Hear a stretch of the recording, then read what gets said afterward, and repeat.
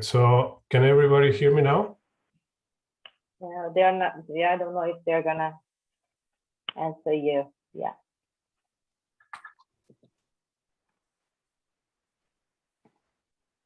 Okay. So good morning or good afternoon, everyone, depending on where you're joining us today from. But I am based out of Düsseldorf, Germany. So it's the afternoon. So anyway, so today, well, first of all, thank you for inviting me here to the seminar. I think it really means a lot to me.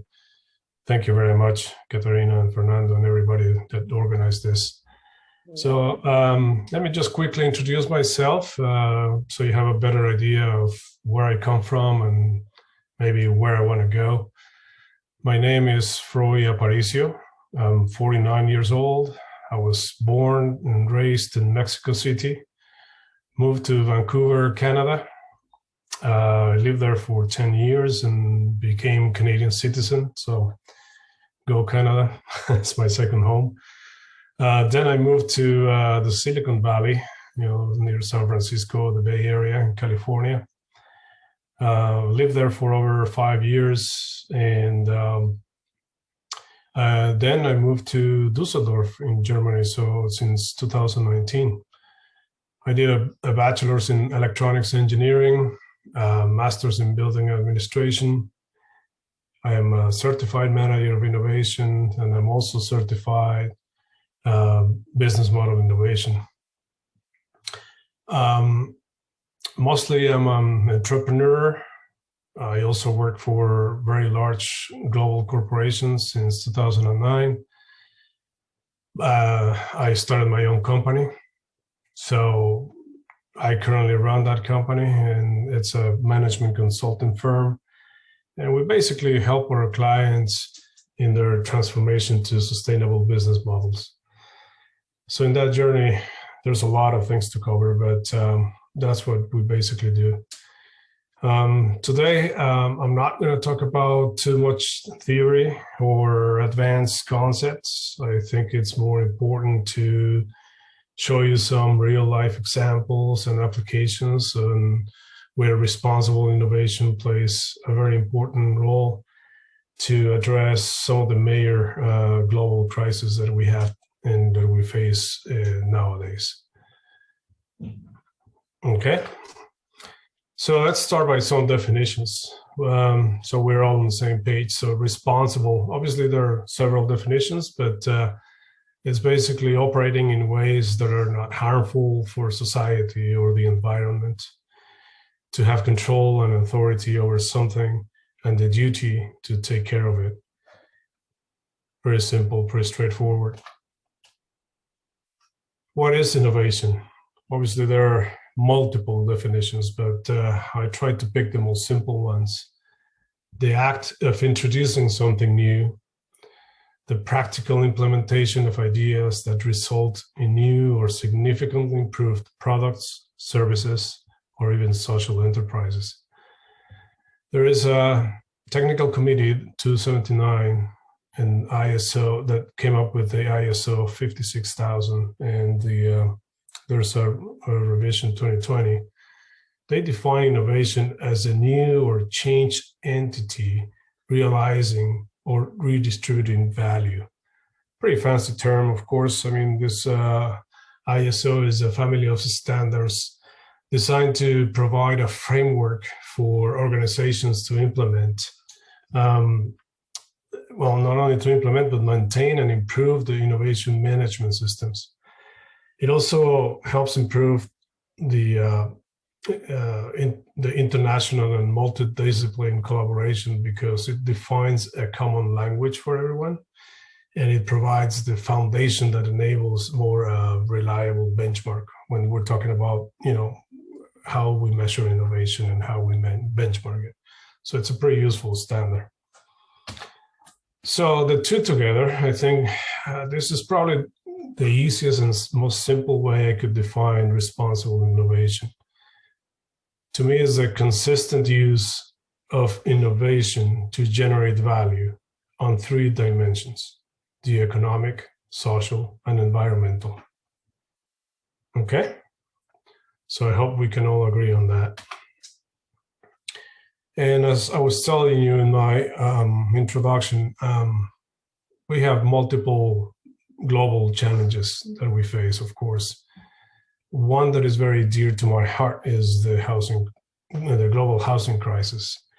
And mostly because, I see my home country, Mexico, suffering from a lot of, housing affordability and all kinds of housing problems, and it hasn't been improving over the last years. In fact, it's actually going the other way around, and not only Mexico, it's basically everywhere. So I think what I like to do today is focusing on this global topic and this challenge that we have, and we all face. We all need a roof above our heads, and describe some of the things that have been done and what's happening and the areas of opportunity that we have to implement responsible innovation and the role of responsible innovation in this challenge. So of course, a recent study from Mckinsey suggests that a third of urban dwellers, around 1.6 billion people, could struggle to secure decent housing by 2025. That's very scary. 1.6 billion people is a lot of people. A UN expert said global housing crisis results in a mass human rights violation. So that's just to illustrate how big this problem is. Obviously, it's very regional. You cannot, it's hard to draw a general term, but it's happening in multiple regions. So this is the breakdown of the negative impact of this crisis. And of course, these are all interrelated.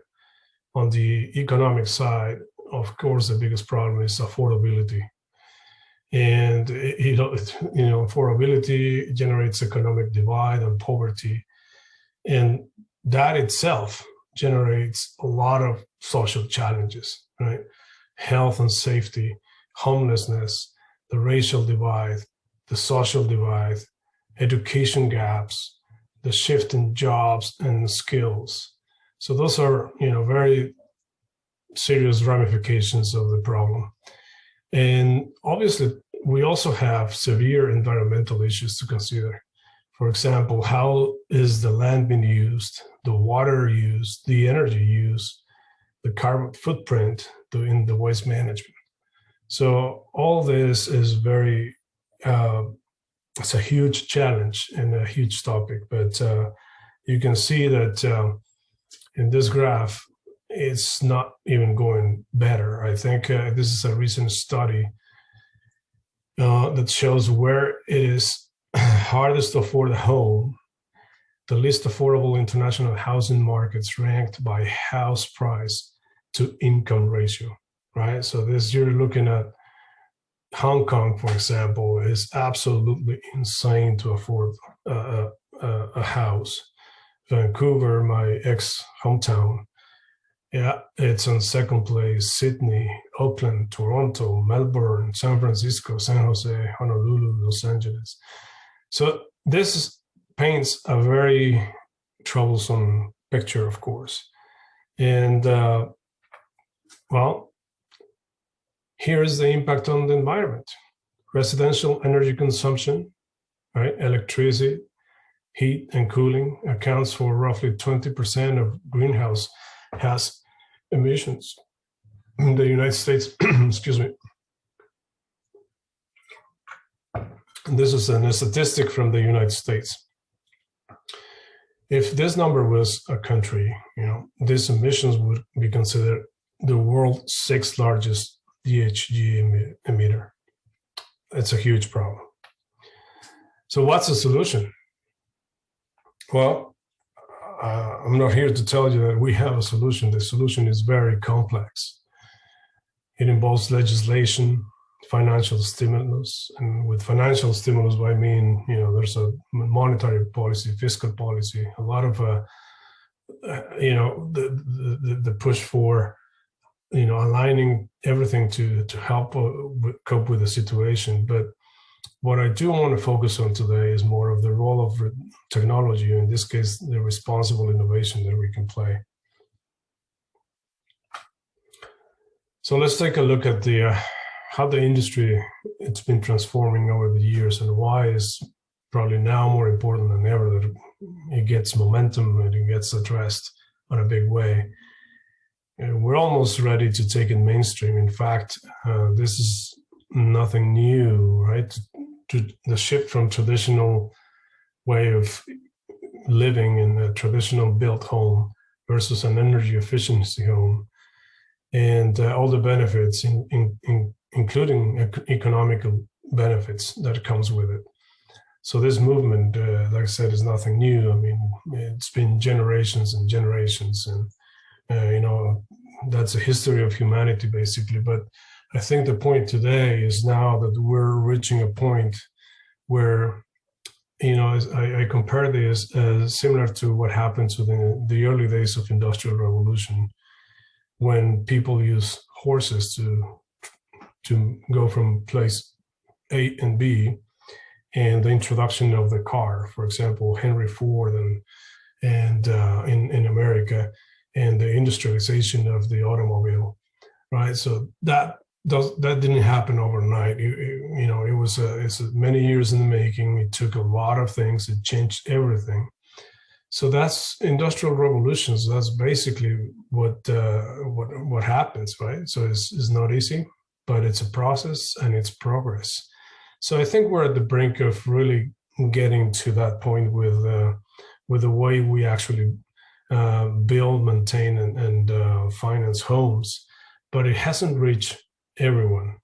So let's take a look at the definitions and the properties of why we should focus on really going this way and supporting everything we can to the energy efficiency movement.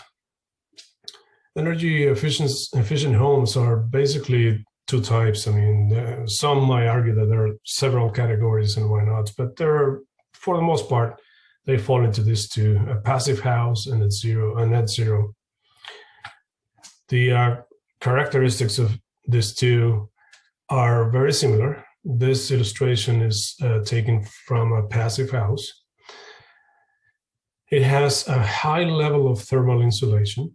You can see that in number one, a little detail of the actual envelope. The walls are thicker and heavily insulated.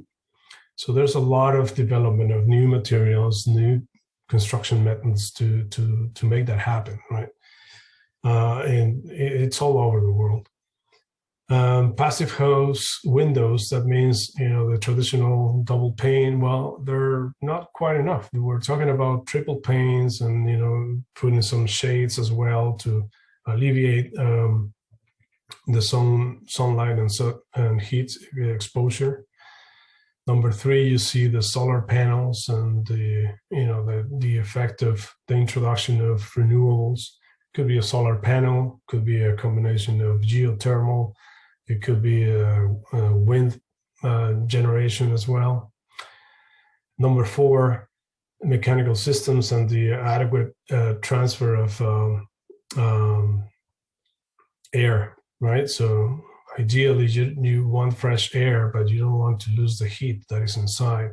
So you have a very efficient mechanical ventilation to keep good indoor quality. And then you have air tightness. So you want to make sure that there's no gaps, that you have a solid envelope, and then you can control the amount of air coming in and out through the mechanical systems. And then you have minimal or no thermal bridge in your design. So that means that your all the joints and everything ideally are designed to reduce the induction of heat inside home or vice versa. This is a comparison between a passive house and a net zero, more of a design differences. A passive house is highly engineered for energy efficiency, and it's basically trying to make as much efficient as possible, right? And this is the way Passive House Institute defines it. A passive building comprises a set of design principles used to attain a quantifiable and rigorous level of energy efficiency within a specific quantifiable comfort level. Optimize your gains and losses. Based on climate summarizes the approach.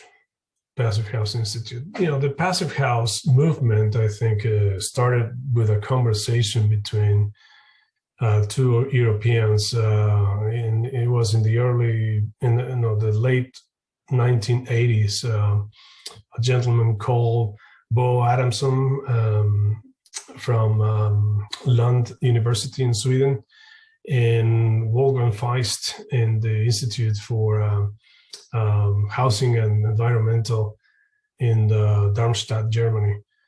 But it grew popularity pretty quick, and it's been adopted throughout the world. The US have multiple chapters, and there's like at least 30,000 homes built under this standard. So like I said, this is nothing new, but it hasn't taken off to completely mainstream still. But I think it's really where the industry is going finally. So what's a traditional versus a passive house? And this is a real life case study done in the United States 2 years ago. This is basically a cost plus energy savings. And on the left side, you have the traditional numbers, and the right side, you have the passive house numbers. So if we take into account an average sales price for this, we're trying to compare, obviously, the same house done in two different methodologies. So if the value of the house is $300,000 for a traditional, the equivalent of that will be $330,000 in a passive house. So you can see that there's a $30,000 increase in construction cost to build a passive house. That numbers varies greatly depending on the country and the regions. But like I said, this is a very example with rounded numbers in, I believe it was in Colorado. The energy savings, of course, nothing, because that's the traditional. We took that as a baseline. And then in that house, in the passive house, you have up to 75% energy savings. When you look at your annual costs, and this is part of the analysis, that is the total cost of ownership of that house over time, right? Not just the upfront cost. Your annual energy cost on a traditional house is $1,800. Your annual energy cost in a passive house could be $450. So your cost savings in a passive house in a year are $1,350. So quite significant when you consider that if you're going to be living there for 30 years or so. So again, continuing down that line, you have, for example, in a passive house, you have 60-year energy cost savings. These are projections accounting for basically a 2.5 increase in total cost of electricity and heating and cooling. But this graph says 4% annual energy increase. So basically what happens is normally is the 2.5 these days, but it's projected to be greater than that, and at least in America. It varies in different regions of the world. But so we're assuming that a 4% annual in energy increase. So on a 60-year horizon, you will generate savings of $325,000. So that's basically you paying the house in 60 years. Annual CO2 generated. Look at the difference between the traditional and the passive house, right? It's not even near enough what you're actually doing there. So the reduction is basically 19,000, right? 500. In the 60 years horizon, well, you're talking about 1.1 million pounds of CO2 reduced. So it's a huge impact. I'd like to talk about now on advances of new materials and construction methods. And you're going to see why I'm such a fan of bamboo. I think this is a material that obviously has been around for many years, and especially in Asian communities and locations, but it's basically used now all over the world, and its adoption into the housing and construction industry, it's been slowly happening, and I'll show you some examples, but I think it's fascinating. So why bamboo as opposed to traditional lumber or timber? So first of all, bamboo, it's a grass, right? So despite the size and hardness of those giant stalks of bamboo, this plant is actually a grass, not a tree. While some grasses like rice and corn are annual grasses that only last one season, bamboo is phenomenal. Bamboo is a perennial grass, and it can live for dozens and thousands of years. As a grass, bamboo grows and spreads very quickly. Unlike trees, which add just a few inches or feet per year, depending on what type of tree, bamboo poles get fully grown in a single growing season.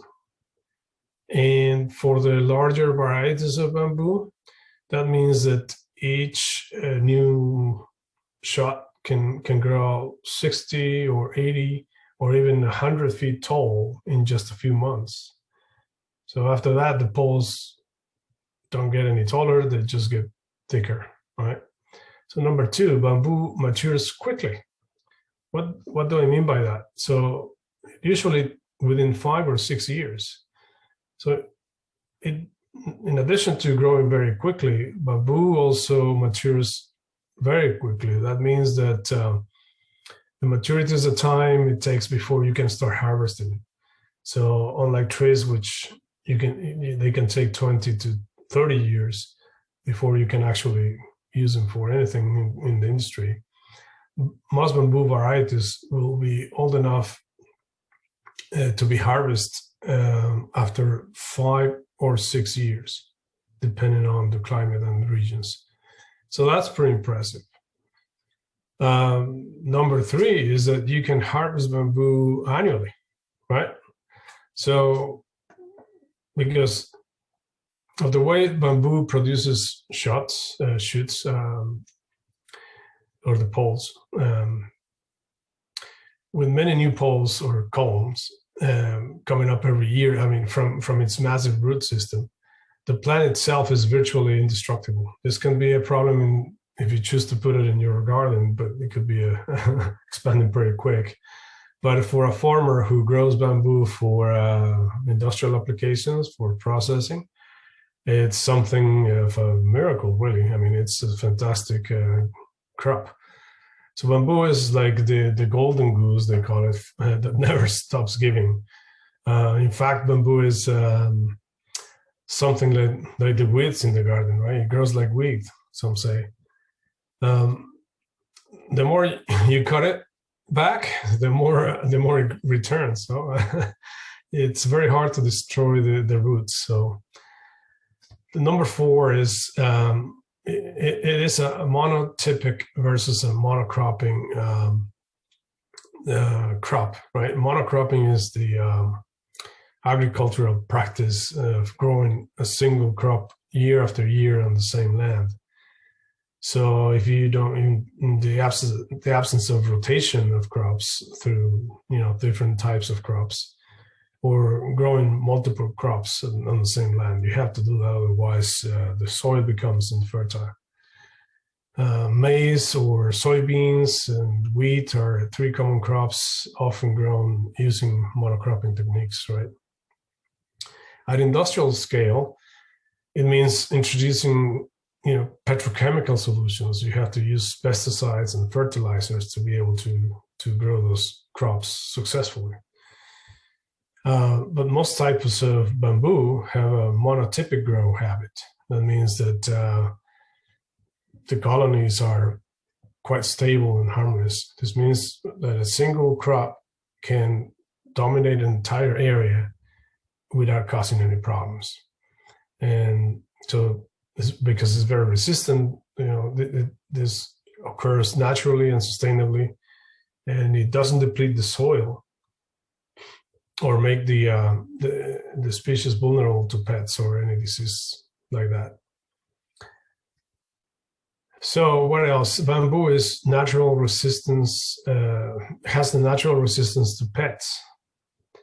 One of the reasons that bamboo is able to thrive in a monotypic setting is because it is very naturally resistant to pests, including insects and fungus and why-nots.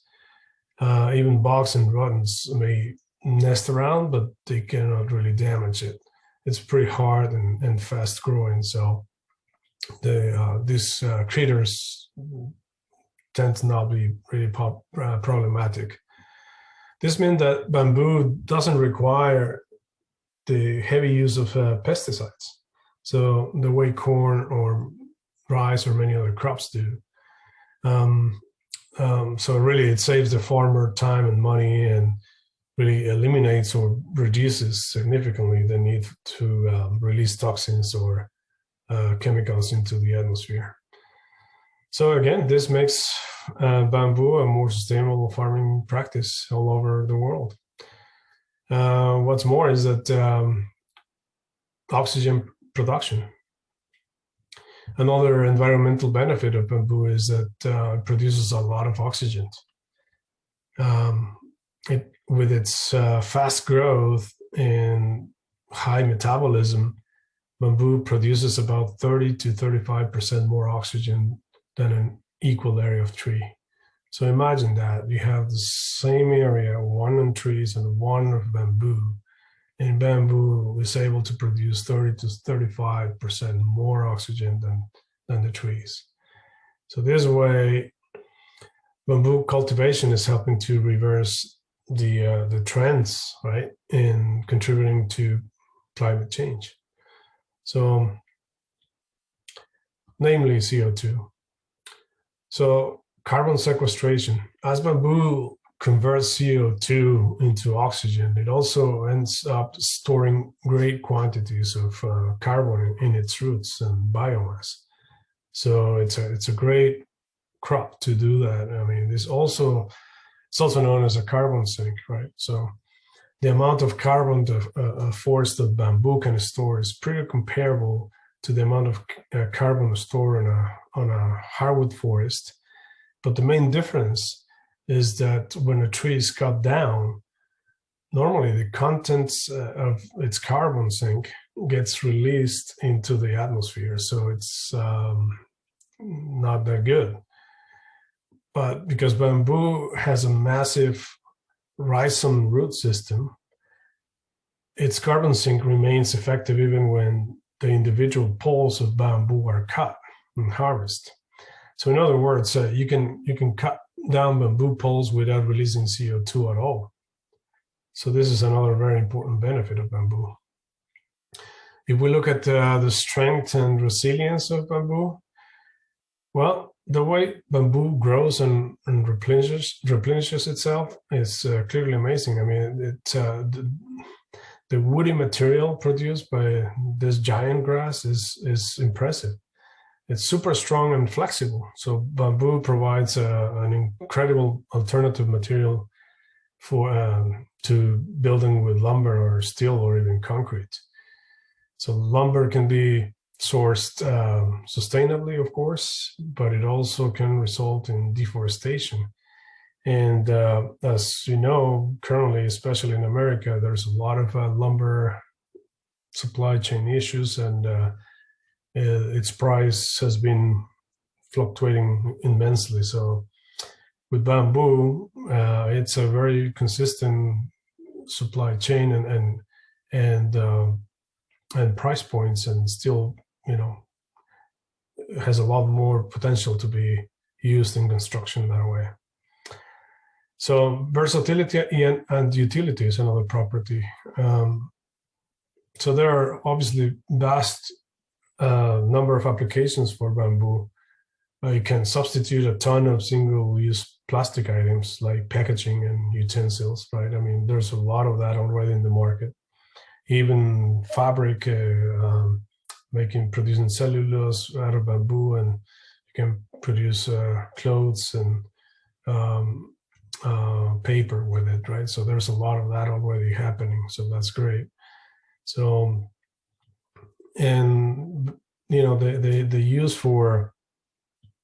the use of bamboo in construction has been introduced recently, and I'm going to show you some of the most, remarkable companies and cases. They're not the only ones.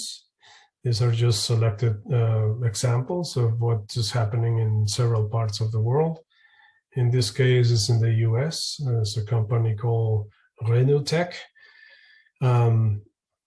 Basically, Renewables is building technologies.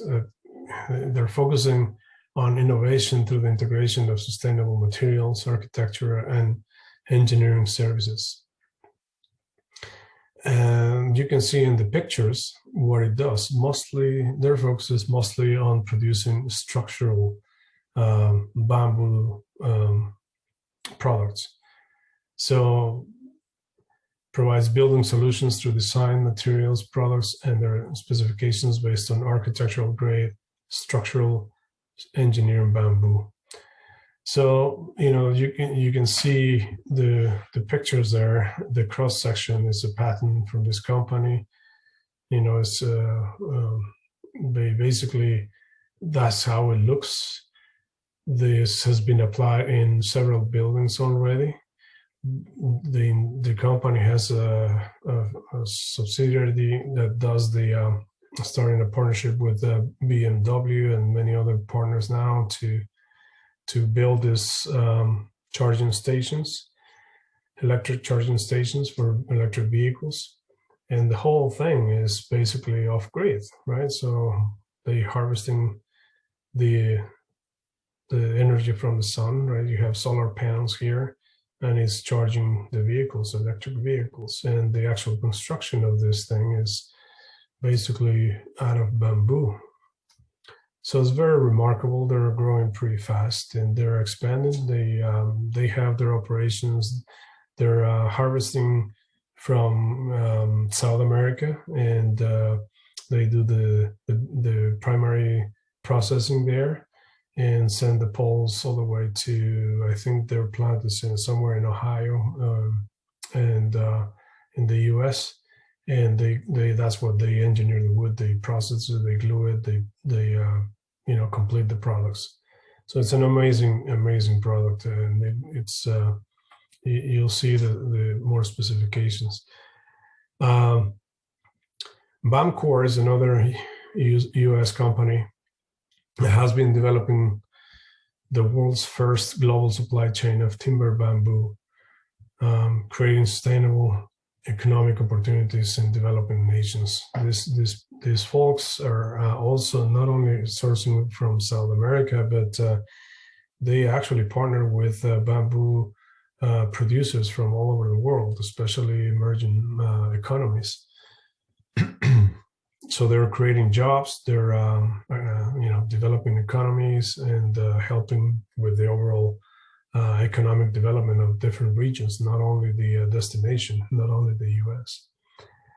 So the round hollow timber bamboo gets processed in a patent low embodied energy process that uses no heat and chemicals or water. Then it gets manufactured highly engineered bamboo with hybrid structure panels and other building components. And you can take a look at the graphs here, the comparison between different materials in those properties, right? For example, let's look at how how strong it is compared to prime wool or conventional 2x6 or a conventional 2x8. And these are vertical load bearing walls, right? These are prime walls. So in this case is a cross-laminated timber that is a 3,730, 51% stronger than the rest of the other one, that the 2x6, and 14% stronger than the 2x8s.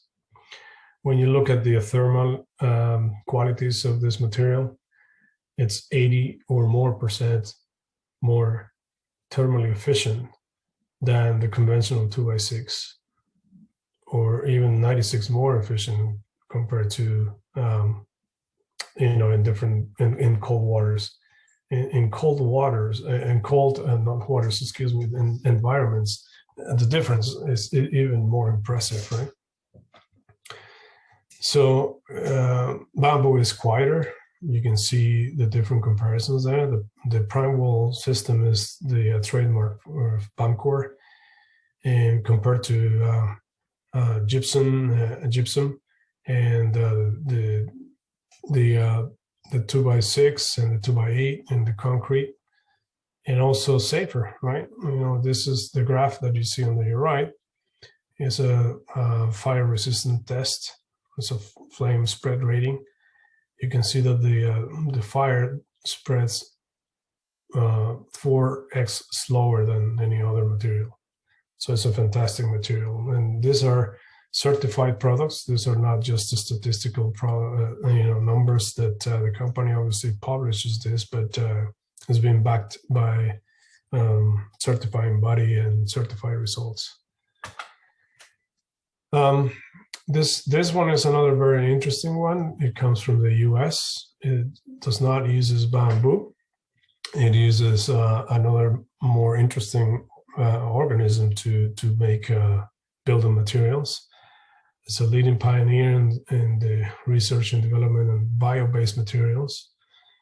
And they use it basically made from waste. You can see the exterior panels here out of this. Let me just point it out. Like these panels, all these panels are basically made out of this material, and it's based on mycelium, right? So you don't find mycelium, you cultivate mycelium. So it's basically you cultivate mycelium, you raise it in a lab, and it grows. And the design is also one of their main key features here. By using triagomy, permanent binders or fasteners are eliminated, so creating a robust, high-quality buildings. And this allows buildings to be deconstructed and reconstructed at any stage of their life. So that's a very advanced material. And I think beyond the UK, this company is really reaching out to the world to continue its research and development, and expand its operations. So it's a very exciting material for the construction industry. This one comes from Spain, by Autonomy, and these examples are amazing. Their whole intent is to make the most out of the natural environment without local and regional elements. They also use renewables, of course. And these examples here, you can see, are renderings from projects that they have done in some parts of Spain. I believe it's Mallorca or somewhere, or nearby Sevilla as well. Anyway, so in a very hot weather climate, it's a company that has been trying to do more in different parts of the world, promoting this mostly natural-based design principles that go beyond passive and green building certification standards and using local natural materials. So it's a very amazing endeavor. This one has a huge stark contrast to the one in Spain, also comes from the US. It's a super high-tech, prefabricated small house.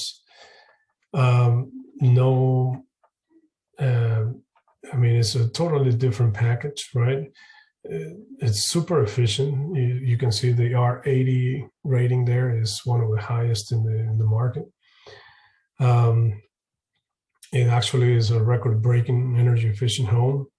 It's a small home, right? Mostly used for your backyard or vacation home, so that kind of thing.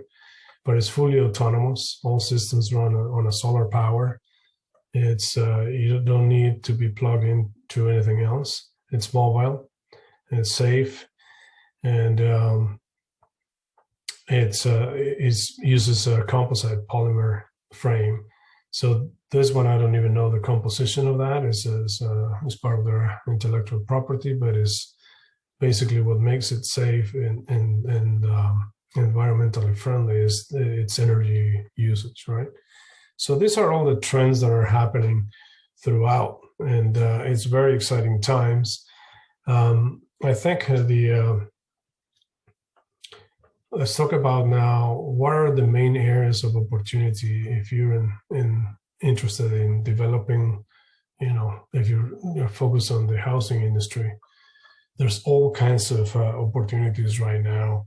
Like I said before, this industry is undergoing a huge transformation. And yes, right now it's expensive and it's going to take a while to see more buildings like this. But the more we are active participant in this industry, the more we're going to see it grow and the faster it's going to grow. And if you wonder where are the areas that are, more opportunity right now, this is the list that I compiled based on where I see most demand coming from for professionals doing something related to this industry. First of all, urban development. I've been talking to many cities and municipalities, especially in North America, some here in Europe as well. But everybody's hungry to really hit the best design in urban planning. So there's a huge pressure on professional urban designers to come up with ways to really solve the metropolitan area's biggest issues, right? Housing is one of them. There are many, obviously, but urban designing and urban development is a huge topic that involves many things, transportation, you name it. But there's a huge demand for urban development. So if you're in architecture or urban development fields, your skill set is highly needed in pretty much everywhere in the world, right? And to drive functional and economical and practical designs, but also addressing the social and environmental topics. Policymaking. This is obviously a huge topic that concerns, and it goes almost hand by hand with urban development, but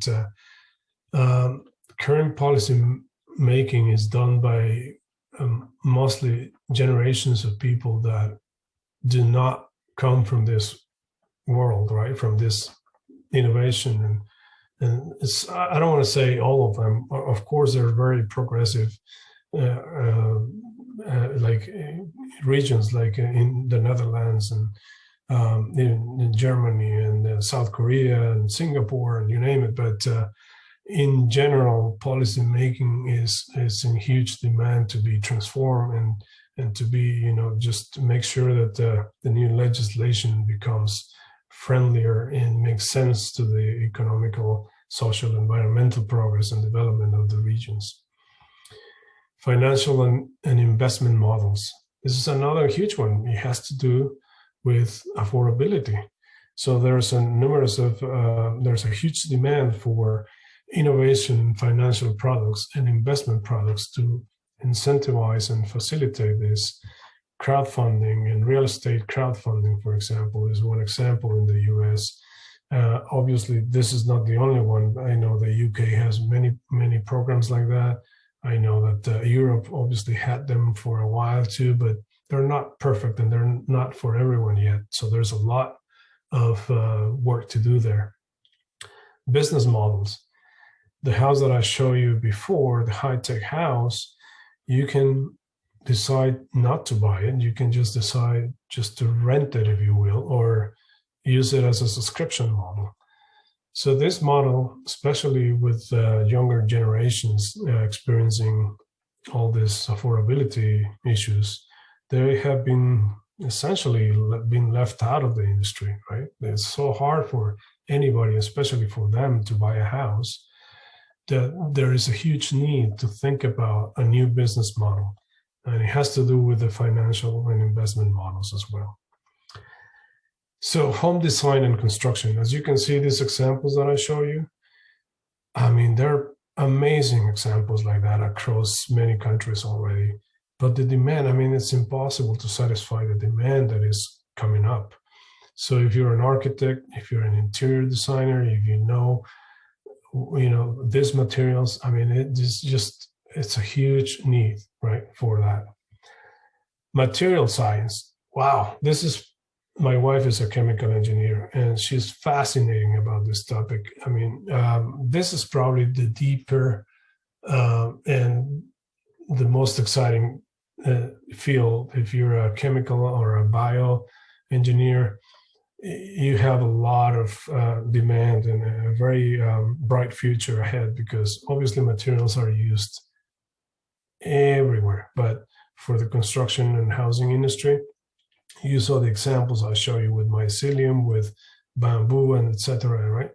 And all the glue that bamboo uses to be laminated and glued together, it has to be consistent with and environmentally friendly and strong, right? So material science is a huge field of opportunity in this market. Waste management is another one. How we recycle, that includes also not just solid waste but water waste, right? So it's a huge topic and it's a huge demand of professionals. Renewables and energy storage, the same thing. I mean, solar has been adopted in many ways. Some small size, home size wind turbines as well. Even passive battery storage, right? The battery systems. Electromechanical systems, there's a huge need, and there's a lot of new products coming up for heating, ventilation, and air conditioning as well. There's a huge demand for professionals and developing the industry faster. Appliance efficiency, new appliances that don't consume the same amount of energy, right? A lot more energy efficient appliances. And property management, the way we maintain our properties, the way we live in those properties, and how we deal with the life cycle of the properties is in demand of professionals that know what is the best and when and how to invest in. So as you can see, this is an enormous field, obviously, and there's tons of areas of opportunity depending on your specialization. So we're almost at the end of the hour, so I'm going to leave you with some reflections here. Yes, innovation in any field comes with a greater cost compared to a status quo, but it only during its development, right? It was more expensive to build a car than ride a horse, back to my example before, but it's only the transition. Then, like same as the car became mainstream, there's huge economies of scale that come after that and makes it affordable. So right now, like I said, we're in the middle of that transformation, and we just need to keep going so we can reap the benefits of it. So at the end, this new technology will eventually be replaced with better and more innovative solutions. So that's the innovation life cycle, right? it really never ends. Truly, really never ends, and that's why I'm fascinated by this. So responsible innovation is always a choice, of course.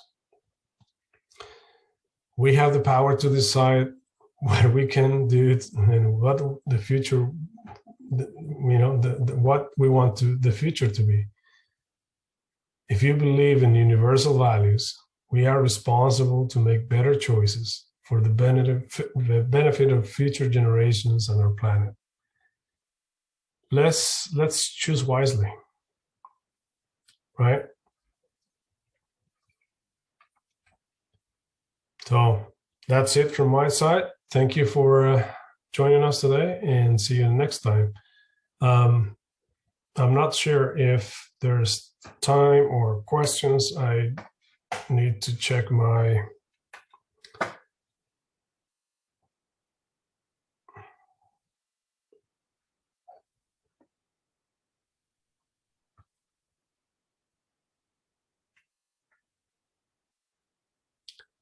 Katerina, I'm not sure if you have any questions from. No, I was checking, Okay. but I guess that nobody has any questions. So, well, if anybody has a question, I believe you're available afterwards.